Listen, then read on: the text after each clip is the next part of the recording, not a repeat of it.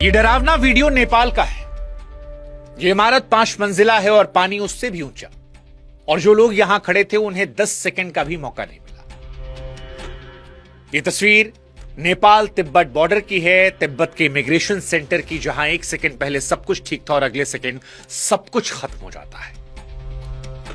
ये तबाही जो आज नेपाल ने झेली, इसे पूरी दुनिया ने आज देखा, और जब देखा तो दुनिया की रूह कांप गई, क्योंकि तिब्बत से निकला सैलाब नेपाल को रौंदता हुआ गुजरा है। हिंदुस्तान इसको लेकर इसलिए व्यथित है क्योंकि नेपाल के साथ साथ इसमें हमारे भी 105 लोग लापता हैं। वो लोग जो भोलेनाथ के दर्शन करने कैलाश जा रहे थे, अब उनके घरों का फोन नहीं लग रहा। 30 से ज्यादा जवान थाने समेत बह गए हैं। जो बचाने वाले थे वो खुद लापता है। 60 मजदूर सुरंग के अंदर थे और सुरंग के मुंह पर पूरी की पूरी नदी आ गई। बांध टूटा, हेलीकॉप्टर बचाने पहुंचा था, लेकिन खाली लौटना पड़ा क्योंकि उतारने के लिए जमीन ही नहीं बची थी। और ये पानी रुका नहीं है, ये गंडक बनकर बिहार आ रहा है। 8 जिले अलर्ट पर हैं। लेकिन अगर आपको लगता है कि सबसे ज्यादा खौफ इन तस्वीरों का है, तो आप गलत हैं, क्योंकि सबसे ज्यादा खौफ लापरवाही का है। 13 महीने पहले इसी नदी में यही तबाही आई थी, जांच हुई थी, रिपोर्ट बनी थी। उस रिपोर्ट में लिखा था कि यह दोबारा होगा, लेकिन शायद सब कुछ रिपोर्ट में ही फाइल हो गया। और उसके बाद कुदरत ने वो दिखाया जिसका अंदेशा उसने पहले दिया था। इसलिए कुदरत का सरप्राइज नहीं है। नेपाल जो झेल रहा है वो डिक्लेयर की गई मौत है, बस तारीख आनी बाकी थी। और इसीलिए आज सवाल नेपाल की इस त्रासदी को लेकर है कि जब सब कुछ पता था तो सैकड़ों जिंदगियां उस रास्ते पर किसने छोड़ी? क्या यह प्राकृतिक आपदा है या फिर इसके लिए जिम्मेदार हैं हम? नमस्कार, मैं हूं शुभांकर मिश्रा और आज नेपाल के लिए सारी दुनिया दुआएं कर रही है। लेकिन दुआओं के साथ साथ आज हम ये समझेंगे कि यह पानी आया कहां से। 13 महीने पहले जब वार्निंग दी गई थी तो फिर उससे सबक क्यों नहीं लिया गया? 26 अगस्त बुधवार सुबह करीब 8:30 बजे तिब्बत की तरफ से लेंदे नदी में कुछ होता है, गड़गड़ाहट।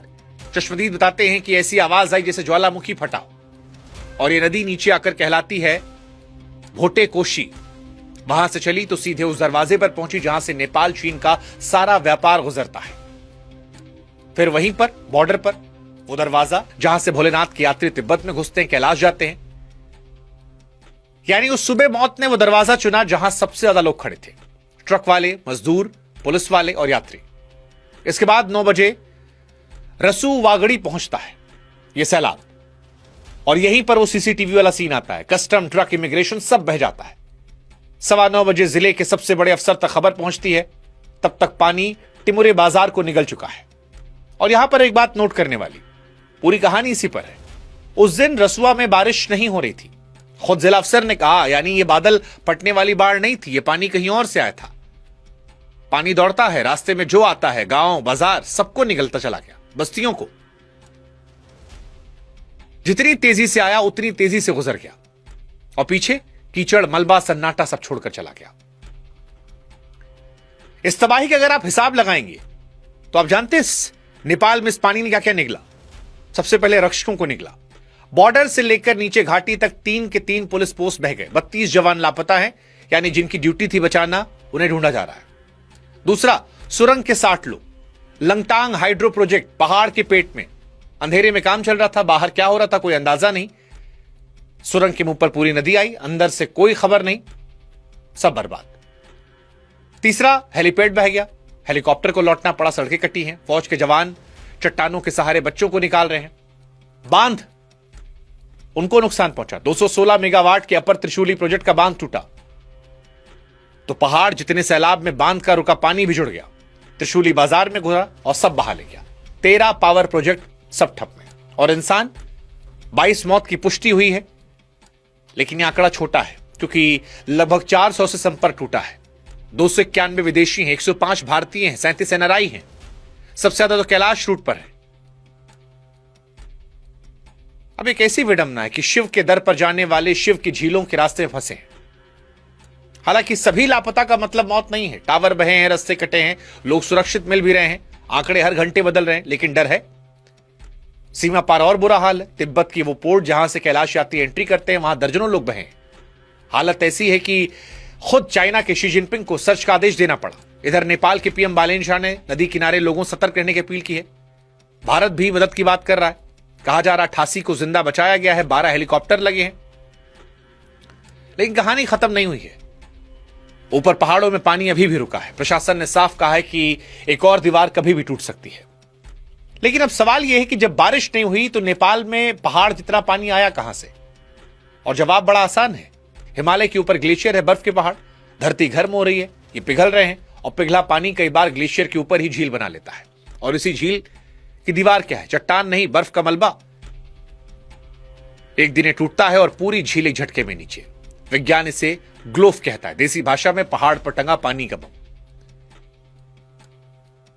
काठमांडू यूनिवर्सिटी के वैज्ञानिक कह रहे हैं कि बर्फ का पहाड़ नदी में गिरा, नदी ब्लॉक हुई, पीछे पानी जमा हुआ और वो दीवार फटी। उसी सुबह तिब्बत में 4.4 तीव्रता का भूकंप आया था। अब कोई कह रहा भूकंप ने गिराया, कोई कह रहा झील फटी। सब अलग अलग चला रहे हैं। लेकिन सच ये है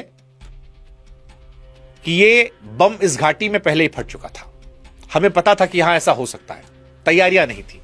8 जुलाई 2025 को यही नदी यही तिब्बत में सैलाब लेकर आई थी। 9 मौत हुई थी, 19 लापता थे। नेपाल चीन को जोड़ने वाला फ्रेंडशिप ब्रिज बह गया था और कैलाश यात्रा का रूट महीनों के लिए टूटा था। तब नेपाल सरकार, अंतर्राष्ट्रीय वैज्ञानिकों की सैटेलाइट रिपोर्ट में साफ साफ लिखा गया था कि फिर हो सकता है। और इसीलिए आज कुछ सवाल हमारे नेपाल सरकार से हैं कि एक सायरन की कीमत कितनी होती है? जुलाई 2025 के बाद यह हिसाब किसी ने क्यों नहीं लगाया? तिब्बत के टिमरे तक पानी को पहुंचने वक्त लगता है। 10 मिनट की वार्निंग सैकड़ों जाने बचा लेती, पर वो 10 मिनट किसने खाए? सवाल नंबर 2 चीन से भी है। झील तिब्बत में है, मॉनिटरिंग चीन के हाथ में है। जुलाई 2025 के बाद नेपाल के साथ रियल टाइम क्या डेटा शेयरिंग शुरू हुई थी? और अगर हुई थी तो फिर यह दिन क्यों देखना पड़ रहा है? ये सारे सवाल हैं। और मान लेते हैं कि हर झील मॉनिटर नहीं कर सकते, कम से कम घाटी में सायरन तो लग सकते थे। उस घाटी में जहां 13 महीने पहले तबाही आई थी। कई तस्वीरें ऐसी हैं जो डराने वाली हैं, जैसे जेसीबी ड्राइवर वाली रही। नहीं पता था, जैसे हमको नहीं पता, सब काम कर रहे थे। और सच यही कि जलजला पूछ कर नहीं आता, कोई अलर्ट नहीं, कोई सावधानी नहीं, कोई मैसेज नहीं, एक आवाज, सब खत्म।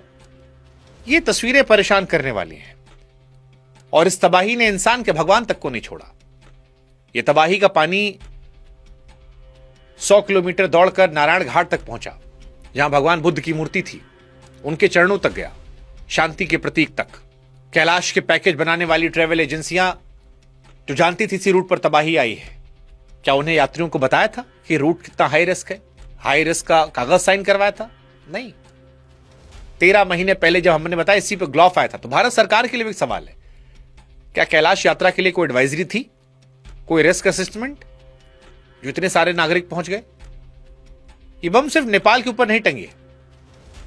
अभी चमोली में 2021 में 200 से अधिक मौत, सिक्किम में।